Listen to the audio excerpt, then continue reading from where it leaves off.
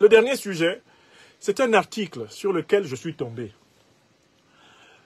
Car, puisqu'ils ont déclaré la guerre informationnelle aux panafricanistes, je prends toujours la peine, moi aussi, de savoir où ils en sont. Qu'est-ce qu'ils disent de nous? Que disent de nous les ennemis de l'Afrique? Alors, je suis tombé sur un article.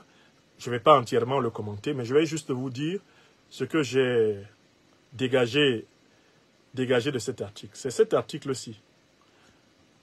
Je vais vous montrer ça, pour que vous alliez le chercher éventuellement pour le lire. Je vous mettrai le lien aussi. Il est intitulé, le site s'appelle afriquexxi.info. En fait, c'est l'un des sites de la guerre informationnelle organisée par le régime Macron contre les panafricanistes. Ça s'appelle afriquexxi.info. D'accord? afrique21.info. C'est à peu près ça. Et le titre, c'est « Hôtel Kremlin, Mali, Burkina Faso, Niger. Au Sahel, bye bye Paris, bonjour Moscou ». C'était un long article qui a été publié donc sur ce site et que je vous commande globalement. Qu'est-ce qui me marque? La stratégie qu'ils ont adoptée. Elle consiste à présenter l'action des 3 pays de la Confédération des États du Sahel comme un échec total. Et à présenter l'action des pays de la CEDEAO comme un succès total. Premier axe. La deuxième stratégie consiste à invoquer des témoignages de personnages imaginaires pour meubler les parties de leurs articles de preuves pseudo-expérimentales. Deuxième méthode. Chaque étape de l'article est constituée de témoignages. Mais ces témoignages-là sont des témoignages d'individus imaginaires qui ne correspondent à aucun individu réel. Troisième méthode, ils disent qu'ils utilisent des pseudonymes pour désigner leurs témoins afin de les protéger de la répression. Par conséquent, en fait, on ne saura jamais si les témoins qu'ils invoquent sont des hommes réels. Puisque le motif étant de les protéger de la répression des dirigeants de l'AES, eh bien, chacun peut donc inventer le personnage de son choix et, sous couvert de le protéger contre la répression, lui faire vivre une existence imaginaire, une existence romanesque. Vous avez noté les 3 méthodes.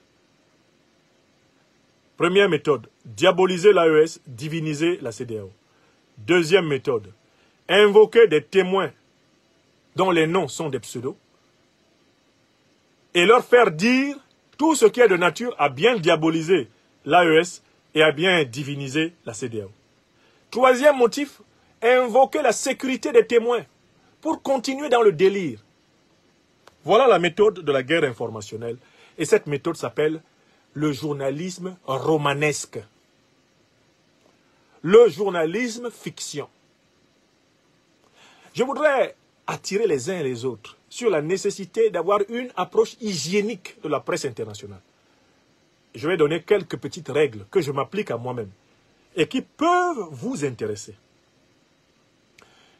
Lorsque vous lisez la presse internationale, avant de lire un article, assurez-vous que vous connaissez le journal qui héberge l'article et que vous en connaissez les propriétaires. Il est important de connaître le journal qui héberge l'article et les propriétaires. Ceci vous donne une idée du commanditaire de la ligne éditoriale du journal. Ça, c'est la première chose qu'il faut faire. Il ne faut pas lire naïvement les articles, comme étant des informations généreuses qui sont à votre disposition. Qui écrit? Pour qui? Qui paye? C'est important. Deuxième élément, quand vous lisez un article qui parle de l'Afrique, intéressez-vous aux sources, aux références factuelles qui sont évoquées dans l'article. C'est-à-dire, allez confronter les références évoquées dans l'article à ce que vous trouvez vous-même par confrontation. On dit par exemple, un chercheur nommé un tel, nommé Pavel Jean-Marie, a dit ceci. Allez chercher qui est Pavel Jean-Marie. Vous serez frappé de découvrir que la plupart des personnages qui sont utilisés dans la guerre informationnelle sont des personnages romanesques qui n'existent pas dans la réalité. Ce sont des personnages d'intelligence artificielle. Deuxième méthode. Qui est-ce qu'on cite? Allez voir les sources, les références qu'on cite, si elles existent. Et puis, troisième méthode.